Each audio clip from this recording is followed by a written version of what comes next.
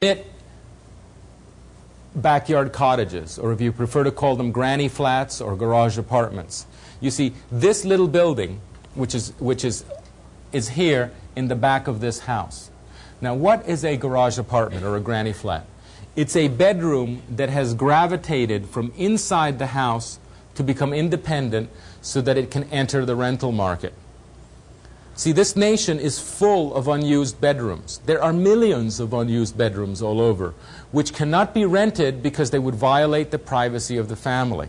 But if that bedroom were permitted to be separate like this and equipped with a small kitchen, not only could you rent to people at $200 or $300 a month, but that $200 or $300 would supplement the mortgage of the principal owner, which would in turn make it more affordable. And it's the best kind of affordable housing because it is integrated into the middle class, so that middle class norms of behavior are applied. It's not up to the police department to make sure that this person, keeps their stereo low or keeps the car parked in the right place. It's up to the principal landowner to do it. It's a self-policing, it's a privately policed system.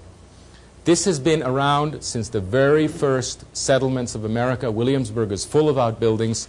But now, and all the way till the 20s, the houses all had these. And now they're completely illegal. And planning departments zealously check to make sure that you can't slip in a kitchen anywhere, as if it were going to be the end of the world. What's happening is that people are afraid of lots becoming duplex lots. But that can be easily controlled by maintaining the maximum size to 400 square feet. Because if it's at 400 square feet, only a single person or a couple can live there, and it doesn't get into the children and all that overload that it implies. Outbuildings should not only be made legal, they should be encouraged. Now, 2 rules about how to provide affordable housing so that it doesn't turn into a slum. Rule number 1 is, it's got to look normal. Do not experiment on the poor. Architects love to experiment on the poor because the poor are presumed to be grateful to have a roof and a bathroom. And of course the middle class won't put up with it because they'll just go buy something that looks normal, so they experiment on the poor. But the problem is that the poor are already insecure enough about their social situation without looking like an architectural experiment. So they tend to trash the places that look funny. Why not provide affordable housing the way we used to? This is in Annapolis. Here, on this house is one of the great historic houses of Annapolis, a large place with a huge garden. This is a more middle-class house, and right next to them are 2 12-foot townhouses, 12 feet. But they look like the rest of the houses. They have decent materials, decent windows, decent door. It's just that they are smaller. Also, it is interspersed with the middle class. And that's the second rule.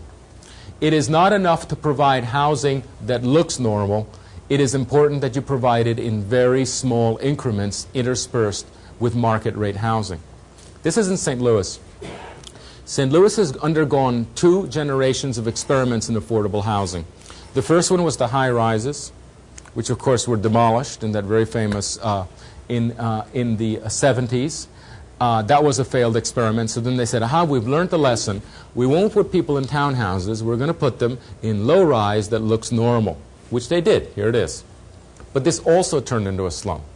The problem is that they put 300 of these in one place. And all it takes is a couple of rotten apples, a couple of people selling drugs, a couple of cars that can't be maintained to have the whole thing degenerate. You can't put housing in large increments. It has to be scattered, even in small increments. I mean, especially in small increments. 2 affordable housing units like this are not going to destroy the real estate value of 10 or 20 houses around them. That's the only way it will survive. Any housing that you build on this pattern is really a wasted investment because it will go under and it will require maintenance and perhaps even demolition. How do you intersperse this housing? Because developers will tell you, well, we can't mix incomes, that'll never work. People don't like living with people of different incomes and so forth. Well, the reason they say that is that this is the pattern that they're thinking about. This is what we call a train wreck. Now, you're welcome, or planners are welcome to do housing as erratic as this one, site planning as erratic, if it weren't for one thing. And that is that these apartment buildings that are spinning wildly on their site are incapable of having a front and a back, the discipline of front and back. And it is that discipline of front and back that permits housing to be mixed.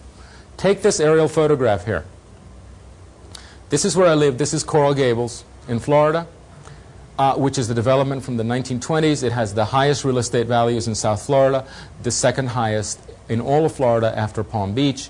It's an open grid to the city.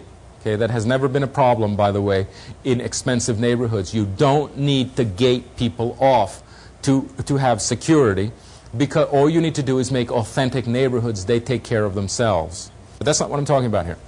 What I want to talk about here is that within a very small geographical distance, which is to say, not, in fact, smaller than this pod here, Coral Gables manages to have an avenue that has 16-story office buildings and apartment buildings and hotels on both sides of this street.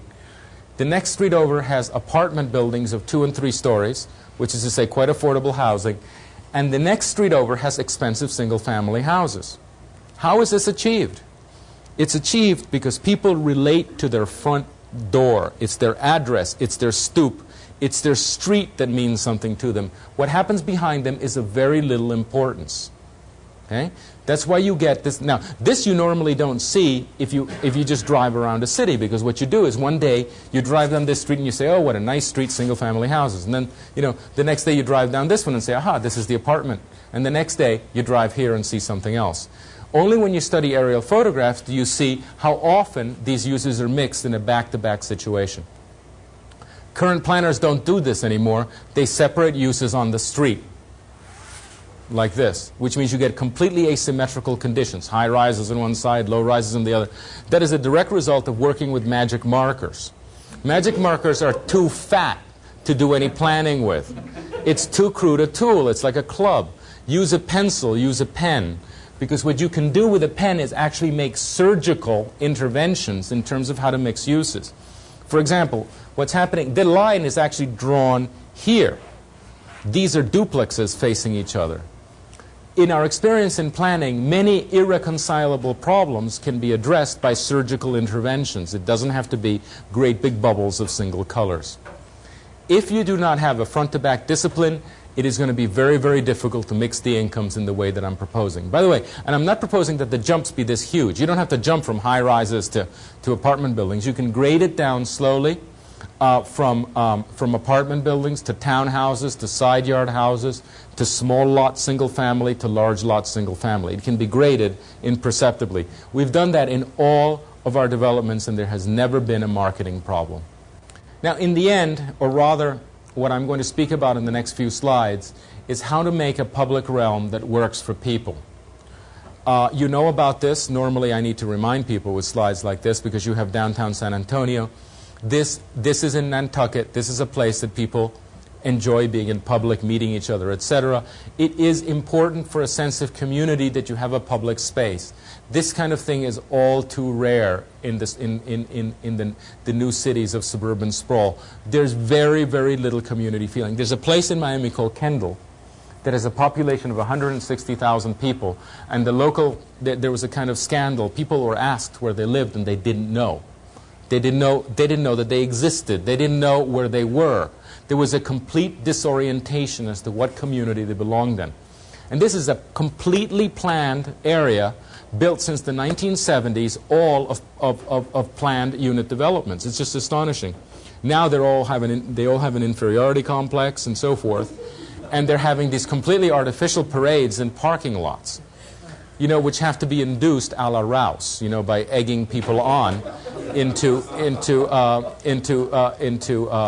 instead of the natural, everyday meeting that takes place when you provide public space. Because in the end, what is important is providing what is called a sense of place. A public realm where you feel that it's okay to be there. Just to be there is okay. It feels okay.